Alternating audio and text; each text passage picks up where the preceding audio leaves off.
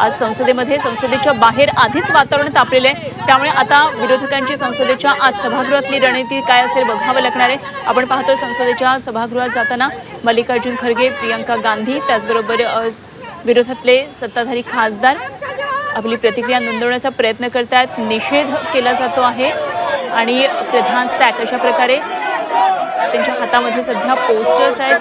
Paper लीकचा महत्त्वाचा मुद्दा आहे। पेपर फुटीच्या मुद्द्यावरून विरोधकांनी आक्रमक भूमिका घेतलेली आहे। लोकसभा राज्यसभेमध्ये गेले 3 दिवस कामकाज झालेलं नाहीये। सातत्यानं कामकाज तहकूब होत अखेर स्थगिती मिळत होती आणि आज आता चौथा दिवस अशा प्रकारे उजाडलेले पावसाळी अधिवेशनाचा We'll be hitting the street.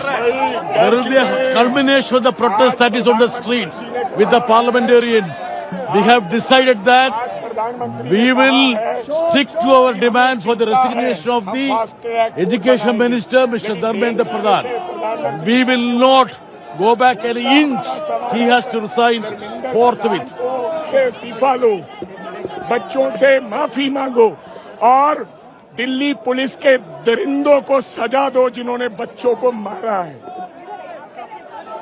तर दिल्ली पोलिसांचा सुद्धा निषेध केला जातोय। ज्या पद्धतीने विद्यार्थ्यांना अमानुष लाठीमार केला त्याचा निषेध केला जातोय। आणि आता एक माहिती समोर येते ती म्हणजे लोकसभेचं कामकाज आता 12 वाजेपर्यंत तहकूब करण्यात आलेलं आहे। कामकाजाला सुरुवात होताना लगेचच काही मिनिटांच्या आतच माहिती कळतीये लोकसभेचं कामकाज 12 वाजेपर्यंत 1 तासासाठी आता तहकूब झालेलं आहे।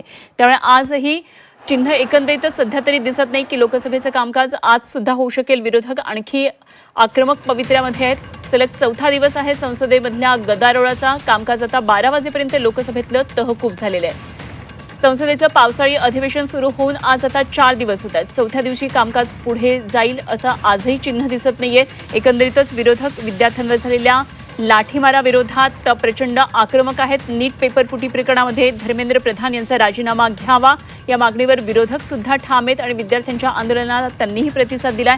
त्यामुळे आज तरी लोकसभेचं कामकाज सध्या 12 वाजेपर्यंत तहकूब आहे।